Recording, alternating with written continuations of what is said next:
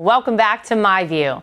I can tell you from personal experience, the mainstream media can be ruthless. So suiting up for a gladiator-like showdown every day in the press briefing room is not for the faint of heart. Luckily, Karoline Leavitt does not scare easily.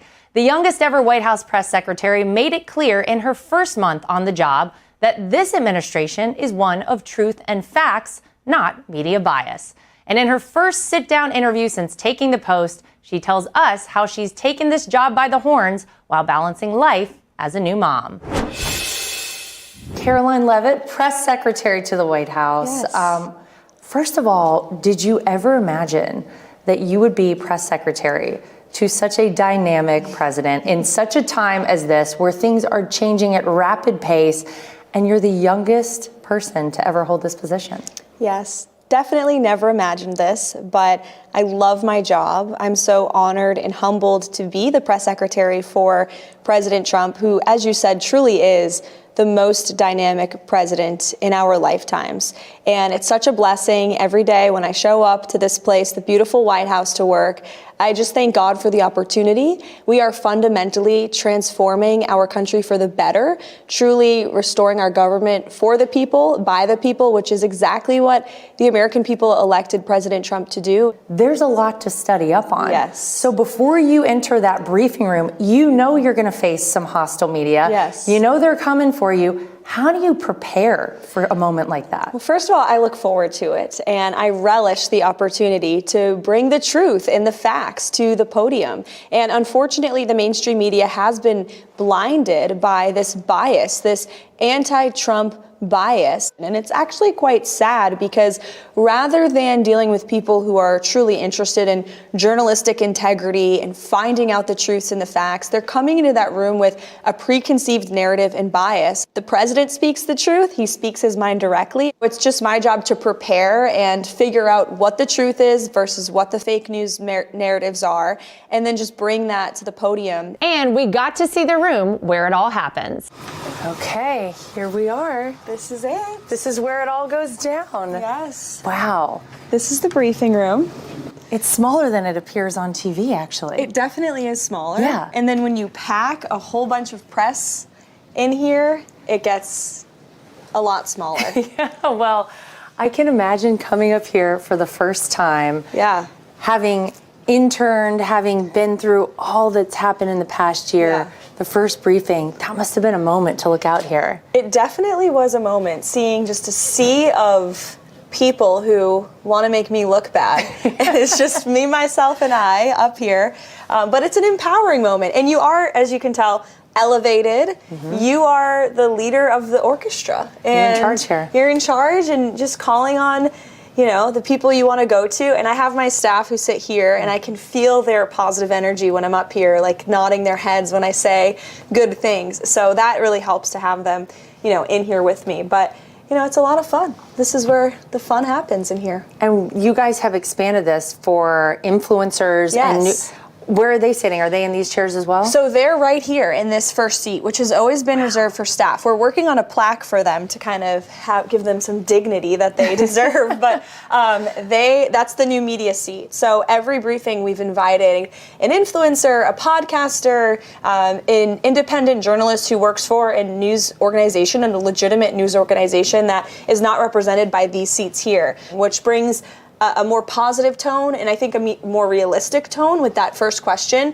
They ask things that I think people at home actually care about, which kind of sets the scene for the rest of the players in the room. We've had Sage Steele in the seat. We've had the CEO of Breitbart, of Axios News, the Ruthless podcast, which has been extraordinarily successful. So that has been a lot of fun. And we have some other ideas to switch it up. Well, we'll have to stay tuned to what's going on in here. Please do. Good afternoon, everybody. But making history at this podium may only be Karoline's second biggest moment of the past year. You started out as, you know, at the campaign. You started out as the spokesperson for the Trump campaign. Mm-hmm. Then you became a mom, right? And we're back on the job days after giving birth. Now you're the press secretary for the White House. Can you pinpoint a moment over the past year that's been the best? Well, there's been so many amazing moments, surreal moments. Obviously, the birth of my child is the best moment of my life and forever will be.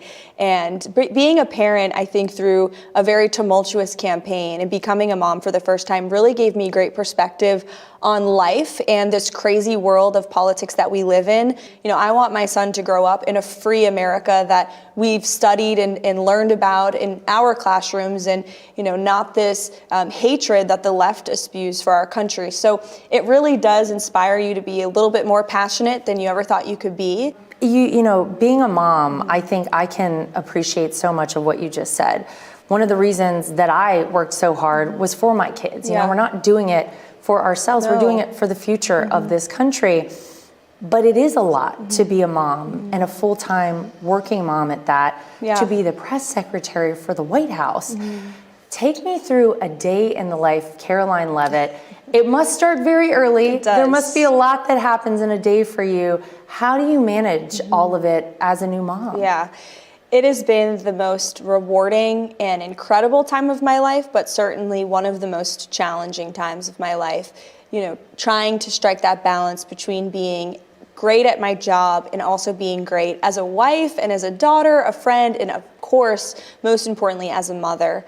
And I try to tell myself when there's long hours or even nights and days away from my son campaigning with the president and now working at the White House that this is temporary, it's once in a lifetime, and we're doing real work to truly save our country. You just do your best and then don't really sleep much and get up the next day and do your best again. The mom guilt is very real, yes. But you know what? I always think about this, and I think I can safely say for you, one day your son will be so proud of his mom and all that she's done. What advice would you give to maybe someone in college now or even in high school who wants to follow in your footsteps or wants to one day do great things and be able to do some of the things that you've done? Yeah.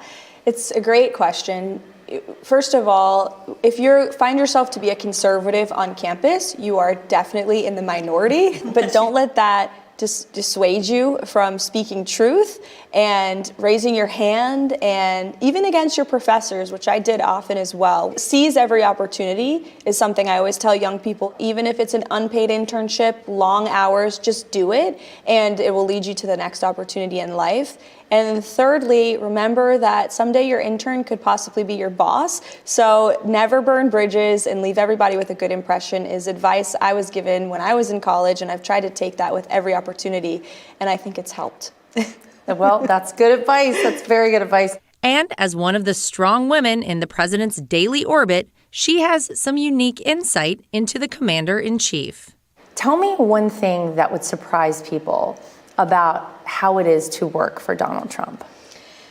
There's a lot of things. I think there's still so many misconceptions. I think the best thing about him that I've learned is he's a great listener, and he values the opinions of everybody in the room. And that's fascinating to me as the leader of the free world, that he cares what everybody in the room thinks. And something else I've noticed is he's so generous with his time. And sometimes it means we're running late throughout the day. Trump time here at the White House. Trump time's a real thing. Trump time is a real thing, but it's because he's so hospitable and generous with his time. This has been such a remarkable first couple weeks of this administration. Your position, you've done amazingly well at. What do you want people to remember you for as press secretary when you leave? Oh gosh, it's only been a month. So, that's a question. Ask me in 4 years. But I hope that they'll remember this presidency, and I think they will, this entire administration, as delivering on exactly what President Trump promised he would do. And that makes all of our jobs and our lives so much easier every day because he is doing exactly what he said he was going to do.